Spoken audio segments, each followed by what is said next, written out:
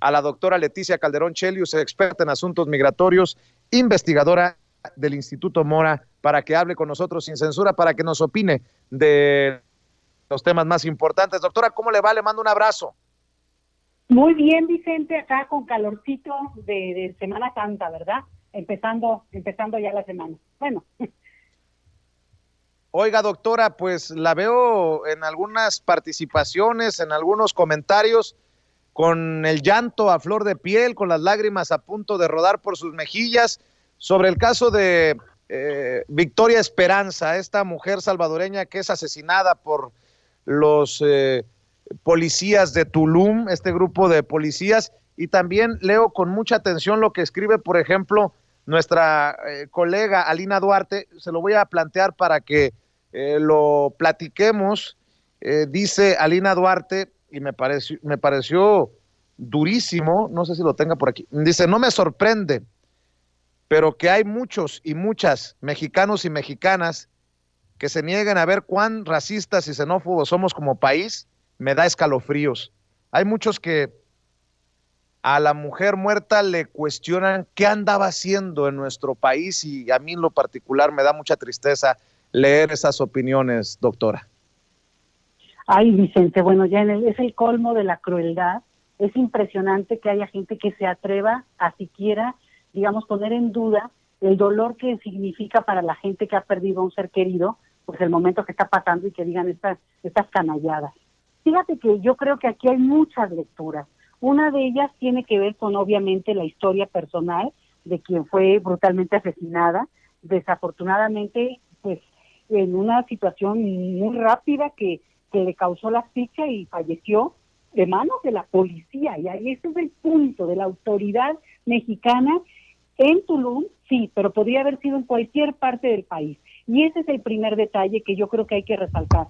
Porque quien se sienta librado de ese problema realmente no ha acabado de entender nada, Vicente. Porque, ¿por qué le pasó? Bueno, porque es mujer, o porque era mujer, por ser joven, resulta que era extranjera, pero ahí yo te diría que es un elemento más, porque es obvio que no estaba en su, digamos, no es que se veía eso, sino se van sumando elementos que en términos estructurales, por supuesto, explican este artero asesinato, pero ahí ese es el punto, que tenemos que voltear a ver cómo la estructura de autoridad permite un uso de esa magnitud y sin prudencia de la violencia, que sí puede ser una atribución de la autoridad en un momento dado, pero la prudencia y el reconocimiento del exceso de violencia tiene que estar también en la capacitación, porque esto llevó a que los policías que están junto a la mujer policía que está asesinando a Victoria, ni siquiera se inmuten.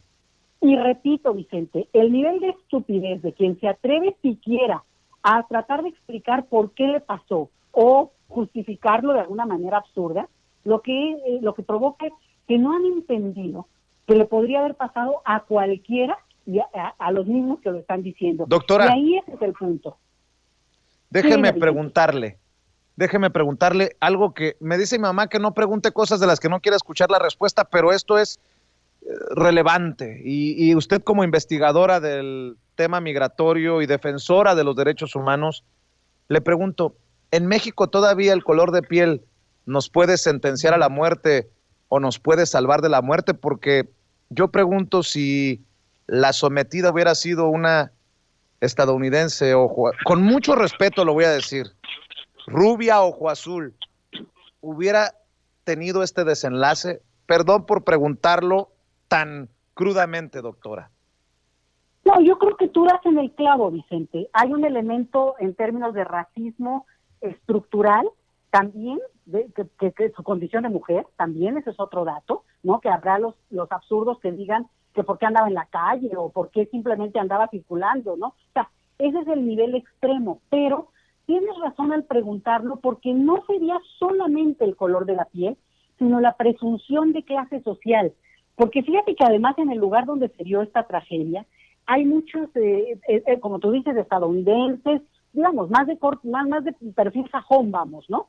O europeos incluso, que podrían haber recibido un trato igualmente brutal si aparentaran, digamos, estilo más hippie, vamos, ¿no? De muy al estilo de esas playas.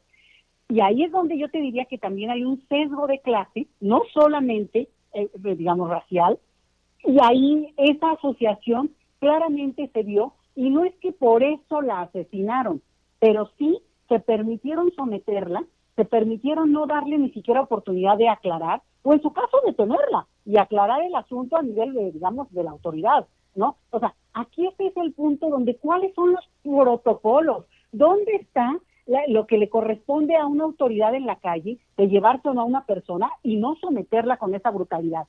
Y tienes razón, entra esta arbitrariedad que les permite a ellos decidir por encima de la vida de la persona. Pero ojo con un dato, Vicente, y esto es lo que es todavía más cruel. Si no se hubiera filmado, Vicente, estaríamos hablando de un caso más, de una tragedia más, como todos los días lo mencionamos, pero no necesariamente estaríamos como con la historia completa, el rostro, la trayectoria, la situación, incluso el tipo de visado que tenía la persona, y eso es lo que me parece muy grave, porque un mes antes hubo el caso de una chica guatemalteca, y cada día se escuchan, en el caso de personas extranjeras que cruzan por nuestro país, o en el caso de Victoria, que ya radicaba en Tulum desde hace más de 2 años. Entonces, aquí el asunto es que no nos quedemos con digamos, el supuesto de que, porque eres extranjera, ese es un dato, porque era mujer, ese es un dato, porque presumiblemente era pobre por el contexto en el que se dan todas las cosas, es otro dato, por el color de piel es otro dato, pero ahí es todo junto que provoca un cóctel que le permite a la autoridad usurpar una función que no le corresponde, de excederse de la manera como lo hizo, y que es muy probable, y por eso insisto, tú das en el clavo, en que otra persona, un turista VIP de perfil o de apariencia con recursos, es muy probable que igual podrían haber estado gritando borrachos, jóvenes de estos Spring Breakers, y no les hubieran, hecho este mismo procedimiento. No digo que no los hubieran detenido, y no digo que no tuvieran un nivel de brutalidad, pero el exceso que vimos acá, y que además lo pudimos constatar, junta todos estos elementos de una manera demasiado clara, Vicente. Claro. Es una tragedia, pero no es una tragedia ni local, ni solamente para un grupo. Puede serlo para cualquiera y puede ser en cualquier parte del país. Déjeme, por cuestiones meramente de tiempo, doctora, pedirle para cerrar un segundo tema, una segunda reflexión. Lo del INE. El INE que ha asumido un papel ya no de árbitro, sino de actor y protagonista. Yo sé que el árbitro dicen que siempre queda mal, dependiendo de qué grada se vea el partido. Pero aquí queda claro que los Murayama, los Lorenzo Córdoba, le entraron de plano a patear el balón, como lo he dicho una y otra vez, y ahora tenemos un verdadero merequetengue, y por más que nos diga el INE que el 60% de la población confía en el Instituto Nacional Electoral, creo que todo esto que nos ha tocado ver y vivir en las últimas 2 semanas deja muy mal parado al árbitro rumbo a una elección histórica, y eso es lo que nos debe de ocupar y preocupar, doctora. Sí, Vicente, creo que es muy grave lo que están haciendo algunos personajes desde el INE, y eso me preocupa por una razón, porque el INE sí es una institución fundamental para el sistema democrático que hemos construido.